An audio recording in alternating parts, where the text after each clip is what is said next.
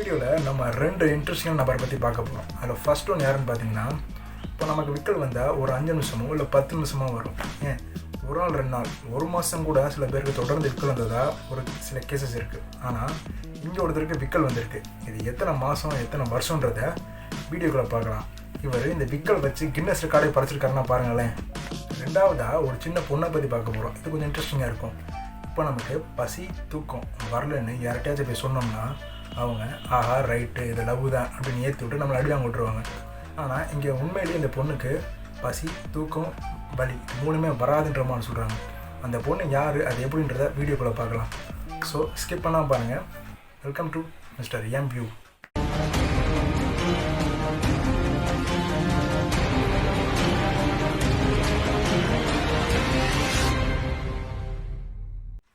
இது வரைக்கும் விக்கல் ஏன் வருது அப்படின்றதே நான் ப்ரூவ் பண்ணப்படலை. ஆனால் விக்கல் வந்தால் அதை ஸ்டாப் பண்ணுறதுக்கு சில டெக்னிக் நமக்கு தெரியும். அதாவது தண்ணி குடிக்கலாம், இல்லாட்டி மூச்சு அடைச்சிட்டா விக்கல் போயிடுன்ற மாதிரி சொல்லுவாங்க, இல்லை யாரும் அவங்கள பயமுறுத்தின விக்கல் நின்றுன்ற மாதிரி சொல்லுவாங்க.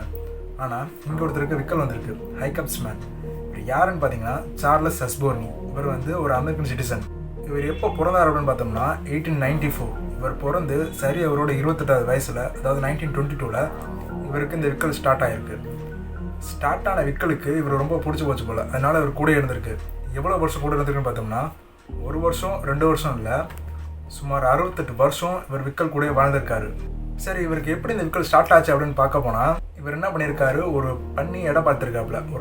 ஒரு பன்னியை அப்படியே தூக்கி, இந்த பன்னி வெயிட் எவ்வளோன்னு பார்த்தீங்கன்னா 158 கிலோ, ஒரு 350 பவுண்டு உள்ள அந்த பன்னியை அப்படியே தூக்கி இடம் பார்த்துருக்கும் போது அப்படியே ஒரு பிரெயினில் மைல்டு அட்டாக் ஆகி அப்படியே மயங்கி கீழே வந்திருக்காரு. ஆனால் அப்போதைக்கு அவருக்கு ஒன்றும் தெரில. ஆனால் டாக்டர்கிட்ட போய் காமிச்சதுக்கப்புறம் தான் தெரிஞ்சு அவர் பிரெயினில் உள்ள ஒரு பிளட் சிதஞ்சு போச்சு, அதாவது பெஸ்ட் ஆகி போச்சு. ஒரு பின் சைஸ் உள்ள வெசல் பெஸ்ட் ஆகிடுச்சு. அது என்ன வெசல் பார்த்தோம்னா, இப்போ நம்ம விக்கல் வந்துச்சுன்னா அதை ஸ்டாப் பண்ணுறதுக்கு ஒரு ரெஸ்பான்ஸ் மேலேருந்து வரும். விக்கல் வருதை நிறுத்து அப்படின்ற மாதிரி ரெஸ்பான்ஸ் வரும். அந்த ரெஸ்பான்ஸ் வர வெசல் இவருக்கு டேமேஜ் ஆகிடுச்சு. ஸோ அதனால் இவருக்கு விக்கல் வந்தால் அதை ஸ்டாப் பண்ணு அப்படின்ற மாதிரி ஒரு மெசேஜ் வரவே இல்லை மேலேருந்து. இதுதான் விக்கல் இவருக்கு தொடர்ந்து இருக்கிற காரணம். ஆரம்பத்தில் இவர் ஒரு நிமிஷத்துக்கு எவ்வளோ வாட்டி விக்கல் எடுத்தாரன்னு பார்த்தோம்னா 40 வாட்டி ஒரு நிமிஷத்துக்கு ஒரு விக்கல் வந்திருக்கு. அது அப்படியே படிப்படியாக குறைஞ்சி கடைசி அவர் விக்கல் நிற்கிற ஸ்டேஜ், அதாவது எண்டார ஸ்டேஜில் இவருக்கு ஒரு நிமிஷத்துக்கு 20 வாட்டி இவருக்கு விக்கல் வந்திருக்கு. அப்புறம் ஒரு கட்டத்தில் விக்கல் அதாவே ஸ்டாப் ஆகிடுச்சு. அது என்ன மிஸ்ட்ன்றது தெரில. ஆனால் அது ஒரு என்ன சோகம்னு பார்த்தீங்கன்னா, அவர் விக்கல் நின்ன 1 வருஷத்துலேயே ஆள் காலி ஆகிடுறாப்புல.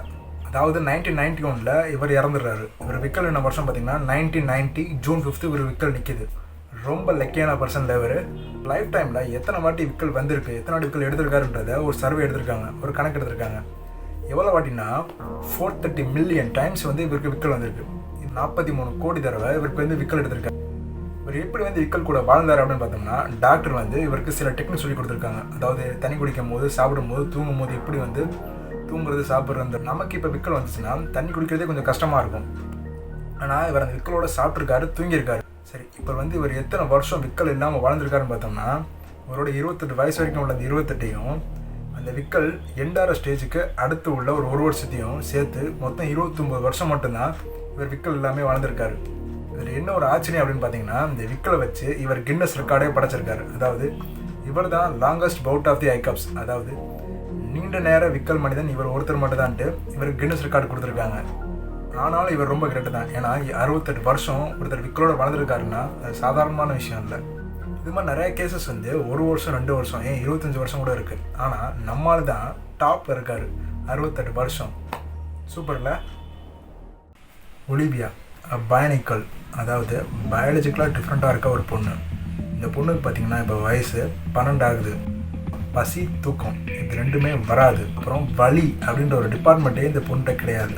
அதாவது இந்த 3 சிம்டம்ஸ், பசி, வலி, தூக்கம், இது 3மே ஒலிவியாவுக்கு என்னன்னு தெரியாது. ஆனாலும் சில கேசஸ் இருக்குது. அதாவது இந்த 3ல் 1 இல்லை 2 இருக்கிற கேஸ் ஒரு 100 கேசஸ் இருக்குது. ஆனால் இந்த 3 சிம்டம்ஸுமே இருக்கிற ஒரே ஒரு பொண்ணு ஒலிவியா மட்டும்தான். இதை குரோமோசோம் 6 டெலிஷன் அப்படின்னு சொல்லுவாங்க.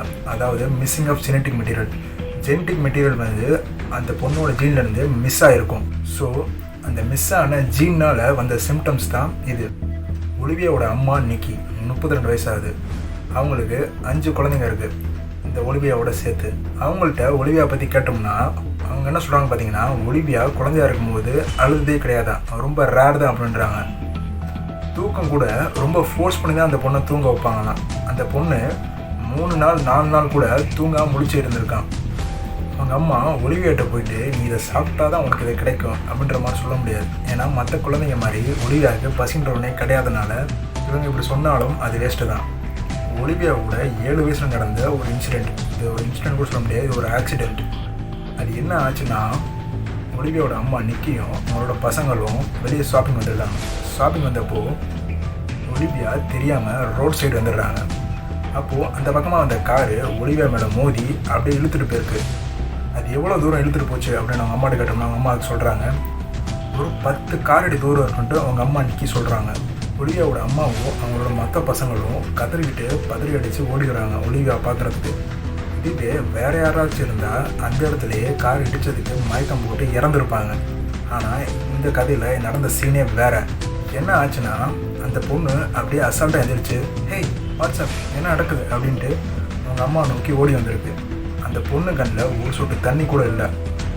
அப்புறம் டாக்டர்கிட்ட போனதுக்கப்புறம் தெரிஞ்சு அந்த பொண்ணோட நெஞ்சில் டயர் மார்க் அப்படியே பதிஞ்சிருக்கு. அப்புறம் கீழே காலில் பாதி சதையவே காணோம். அந்த டாக்டரும் அதே தான் சொல்கிறாரு. இதுவே இந்த இடத்துல வேறு யாராவது இருந்திருந்தா கண்டிப்பாக இறந்து போயிருப்பாங்க. அப்புறம் தான் தெரிஞ்சு அந்த பொண்ணுக்கு சென்ஸ் ஆஃப் டேஞ்சரே இல்லை. பட் ஆனாலும் இந்த பொண்ணு ஒரு நார்மலான லைஃப் தான் வாழ்ந்துகிட்டு இருக்கு. தூங்குறதுக்கு மெடிடேட் பண்ணியும் சாப்பிட்ற டைமுக்கு சாப்பிட்டும் அந்த பொண்ணோட லைஃப் ஹாப்பியாக தான் இருக்குது. இது இந்த பொண்ணோட சாபமாக வரமான்றதை நீங்களே சொல்லுங்கள். நம்ம ஊரில் கூட நைட்டு ஃபுல்லாக தூங்காமல் ஐசோமனியாவா கேட்டால் ஹேய் நான் ஒரு பேட்மேன் அப்படின்னு சொல்கிறவங்க இருக்க தான் செய்கிறாங்க. இந்த வீடியோ உங்களுக்கு பிடிச்சிருந்தா லைக் பண்ணுங்கள், உங்கள் ஃப்ரெண்ட்ஸ்க்கு ஷேர் பண்ணி சப்போர்ட் பண்ணுங்கள். சப்ஸ்கிரைப் நம்பருக்கு சப்ஸ்கிரைப் பண்ணி பெல் ஐக்கானை கிளிக் பண்ணிங்க. நான் இன்னும் இன்ட்ரெஸ்டிங் அமேசிங் வீடியோஸ் உங்களை பார்க்குறேன். பாய், இணைந்திருப்போம். நன்றி.